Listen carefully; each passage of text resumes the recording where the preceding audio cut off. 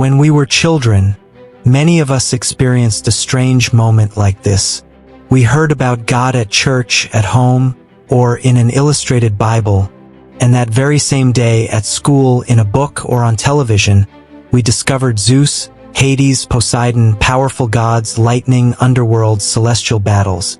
And without saying it out loud, a quiet confusion began to grow. Are they the same? Is God just one God among others? Or do all these stories speak about the same reality, simply using different names? As we grow older, the question doesn't really disappear. It just becomes more discreet.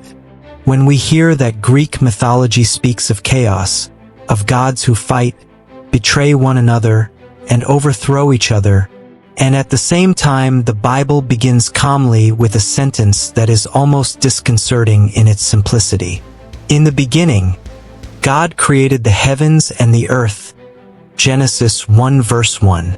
We start to wonder, why don't these accounts of the world tell the same story? And if we are honest, a private thought sometimes crosses our mind. What if the Bible is just one more mythology, born in a world filled with sacred stories? Or, on the contrary, what if it stands on a completely different level, not more spectacular, but deeper? So stay with me, because in this episode we will move slowly and clearly, without attacking mythologies, without despising them, but without ever mixing them with scripture. We will first see why myths exist in almost every civilization, then what the Bible does radically differently from its very first line, and finally how to hold a balanced, solid, and peaceful position, without confusion and without fear. By the end, you will know how to understand similarities without getting lost, how to respect cultures without relativizing biblical truth, and how to transform an old childhood confusion into adult discernment. Open loop number 1. If almost all cultures speak of powerful gods, why does the Bible absolutely refuse the idea that there could be more than one?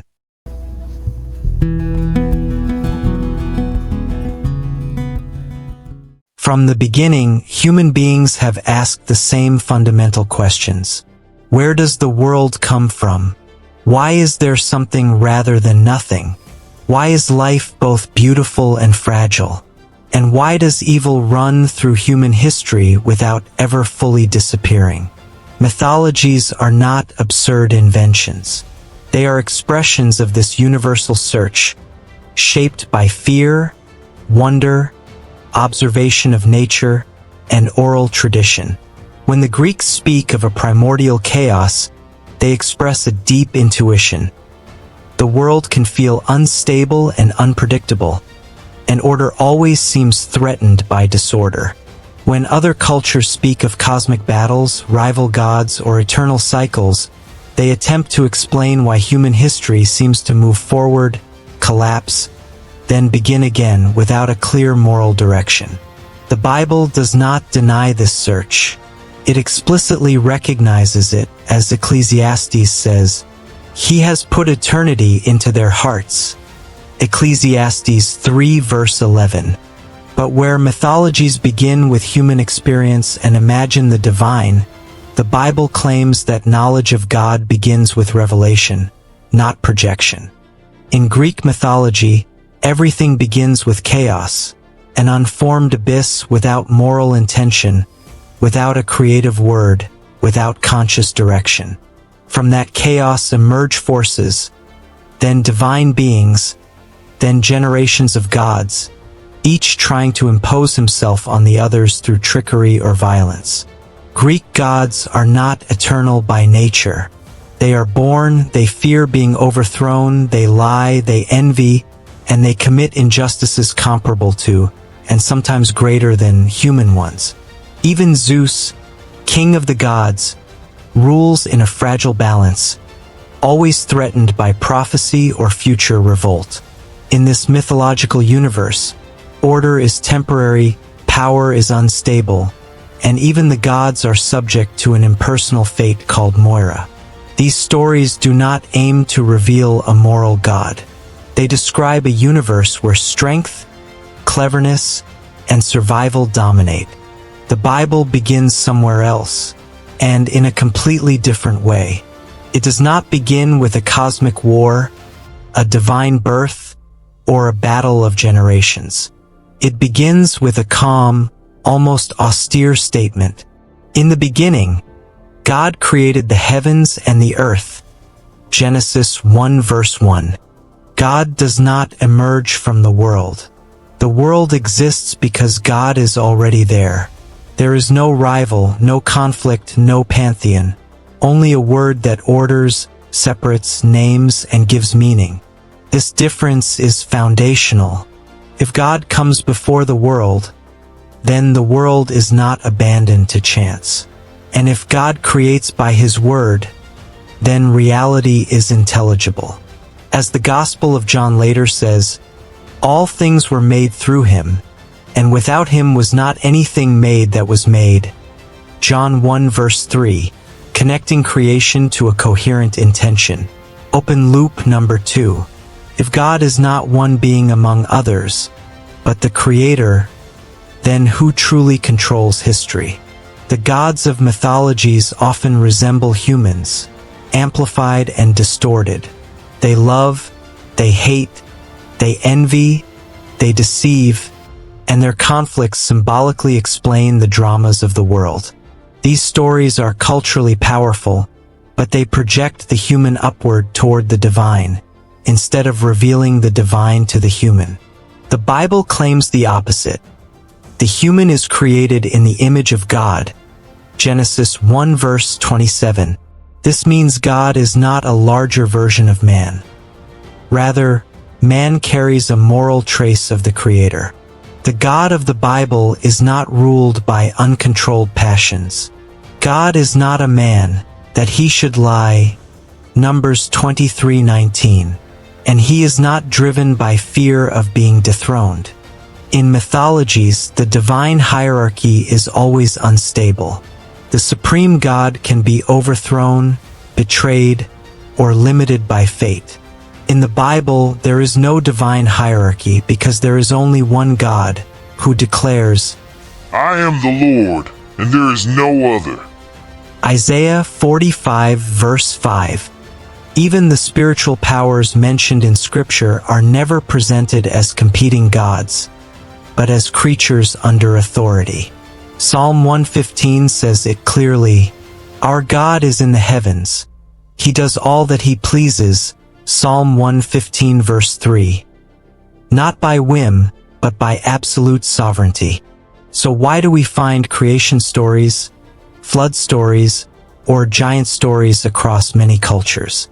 The Bible itself suggests that humanity shares a common memory, fragmented and distorted over time. After the dispersion of peoples, that memory was transmitted, embellished, modified, and sometimes mythologized.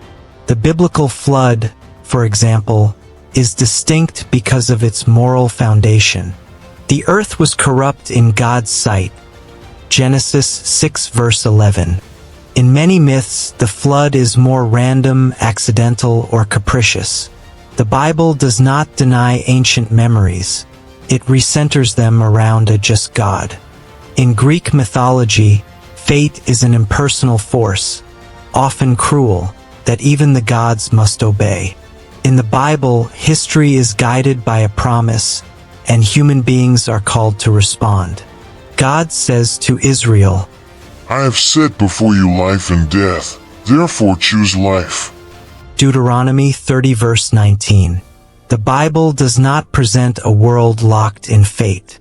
Presents a world moving toward redemption. Open loop number 3.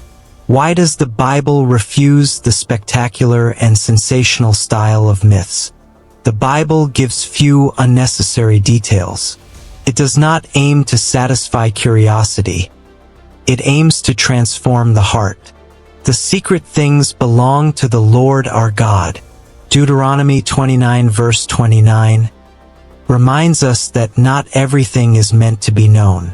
This silence is not a lack. It is a form of wise teaching. Mythologies can be read as cultural windows and human mirrors, but never as divine revelation. The danger appears when we mix categories, or when we treat the Bible as a symbolic myth among others. The Apostle Paul warns, "They exchanged the truth about God for a lie." Romans 1 verse 25. That is exactly the slide. Respect becomes confusion, and curiosity becomes compromise. The Bible gives history a clear direction. Creation, fall, promise, redemption. It does not spin in circles. It moves toward fulfillment. As Revelation says, "I am the Alpha and the Omega." Revelation 1 verse 8. Where myths often cycle endlessly, the Bible tells a story that goes somewhere. So, between the Bible and mythologies, the goal is not to choose the most spectacular story. It is to recognize the worldview that is most coherent, most demanding, and most transforming. The Bible does not present itself as one myth among others, but as a word that judges, enlightens, and orients human stories. If this episode helped you, take a moment to reflect, to reread, and to let the biblical text speak before filling its silences. And if you want to continue this journey, subscribe gently, and meet me in the next episode of Learn and Understand the Bible Through Its Stories, where we will keep reading slowly, comparing wisely, and learning in peace.